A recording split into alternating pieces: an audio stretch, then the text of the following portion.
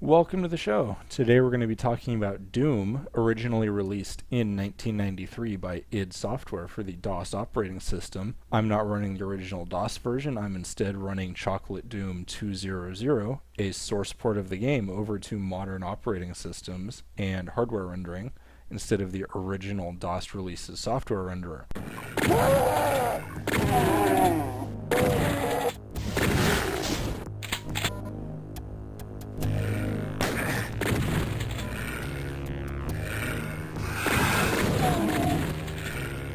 Now, before I talk about the enemies in the game who you just heard a bit from, I think there's a couple important things to note about Doom itself and the history behind it. One of the first things is that it's not one of the very first-person games. Now, it's one of the most widespread first-person games of all time. In fact, it was one of the most installed pieces of software back in 1995. But it is by no means one of the first-person games. And I think, if I remember correctly, the honor in that case goes to this game called Maze War back in 1974. Now, Maze War was rendered with hardly anything. It was on a supercomputer as well. And the general public didn't really get their hands on it for a good amount of time. So Doom, in this instance, it's not what started the genre, but it got it into people's homes. It got people talking about it. It got people to play it. And that's part of what I want to do the video on, is why can we still play this game 21 years later, even if, as you've probably noticed, we're killing 2D sprites. And what is it about these 2D sprites that makes us keep coming back? How can we keep playing this 21-year-old game when there are other games that feature exotic means of dismembering your enemies, when you can decapitate people, when you can decapitate 3D models, when you can make them explode in fairly physically correct ways? Why can we keep coming back to Doom and playing it and enjoying it so much?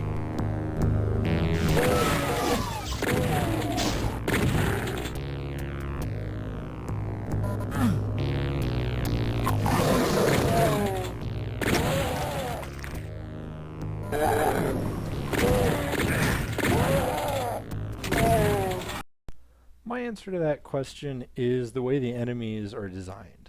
And I mean, that's the purpose of the video, but it's really both the way they physically respond to you and the way they audibly respond to you. Every single enemy in the game has its own visual personality, so you can tell what it is from far away, which was both smart from just a gameplay perspective of, oh, do I need to worry about that pixel 200 feet away from me, or can I focus on the other pixel 200 feet away from me in the other direction? And then the other thing about the both audio and visual design of these enemies is they react, but they don't react in a realistic way. I mean, this game doesn't have a physics engine whatsoever. The most it has is you can push the enemies back a tiny bit when you shoot them or you stun them, but as you saw there, they don't react in a realistic way. They act in kind of a comedic, over-the-top way like a theater actor does. And that helps you build a relationship with them.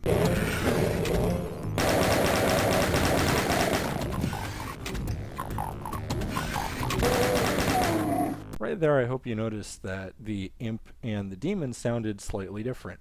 And that's a very important piece of information to get, and why I'm pointing it out, because these enemies, they all sound different. They all have their own audio personalities as well as their visual personalities.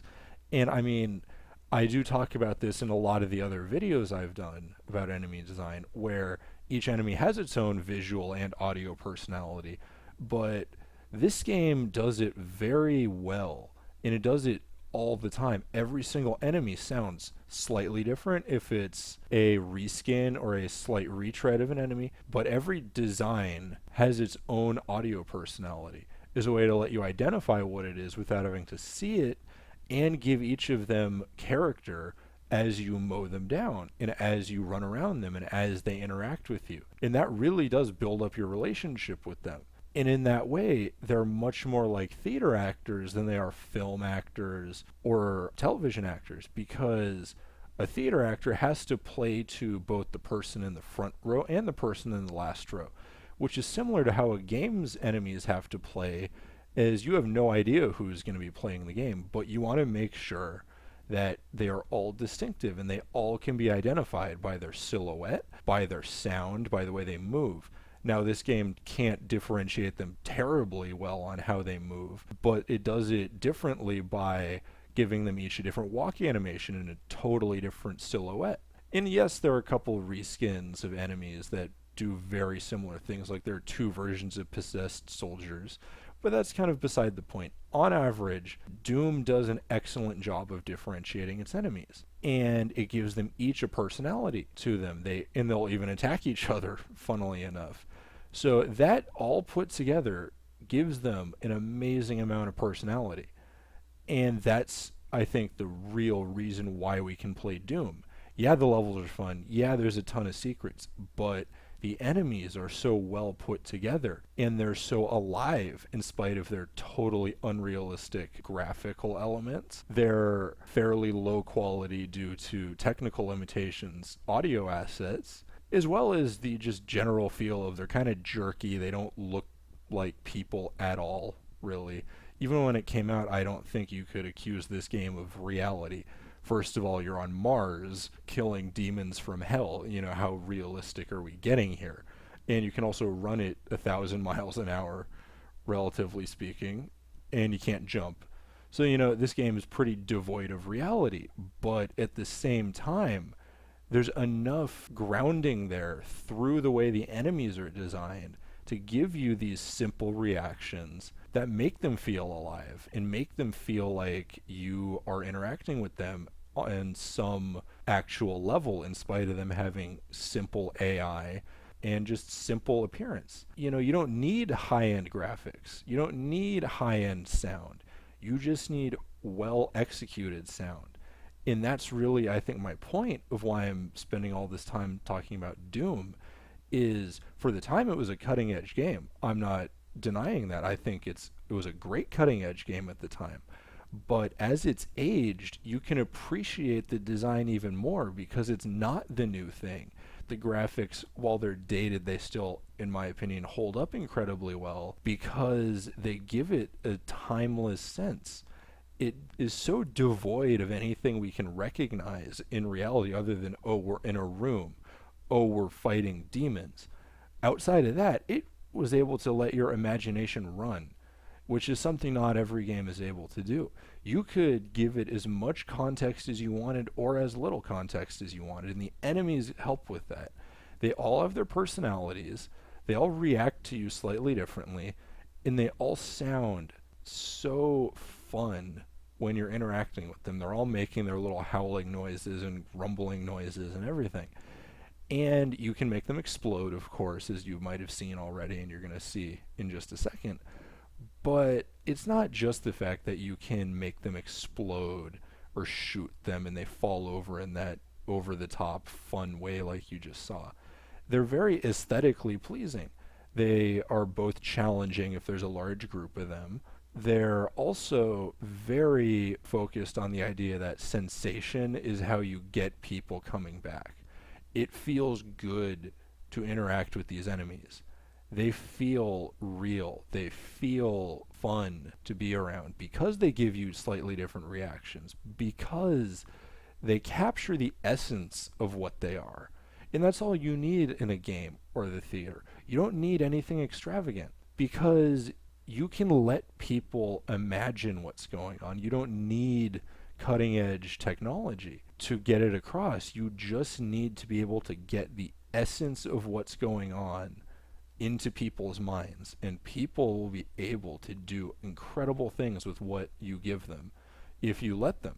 And this game really did, because it does have a story told through text screens, but it's not specific. It's not very in-depth at all. The enemies give you their own stories you can tell about them, and that's something I think that people don't remember about Doom. Is the enemies, the way they interact with you is so low level on your part that you might not notice it, but it's there. It's an incredibly engrossing experience because the enemies react in a comical, over the top, but still grounded way. There's still something about them that feels real and alive, in spite of them being a 2D sprite that has about 10 animations and dies in about 2 ways, depending on if you blew them up or not. And, that doesn't really affect anything. You can still have fun as you watch them fall over and blow them apart, even if you've seen that animation 100 or so times, because it gets down to the low level of it feels good to make a demon from hell keel over and die. It doesn't matter if you've seen it 1,000 times. It gets to that core aesthetic of sensation. It is a just viscerally enjoyable experience to interact with these enemies. Just like it's a pretty low level experience even in theater where you're interacting with the actors because you're in the same room. They're doing it all live just like a game. And, that's not something a lot of other things capture that well. And as we wrap it up here, that's something to keep in mind with all these games I do is it's all about your interaction with enemies. And catch you later.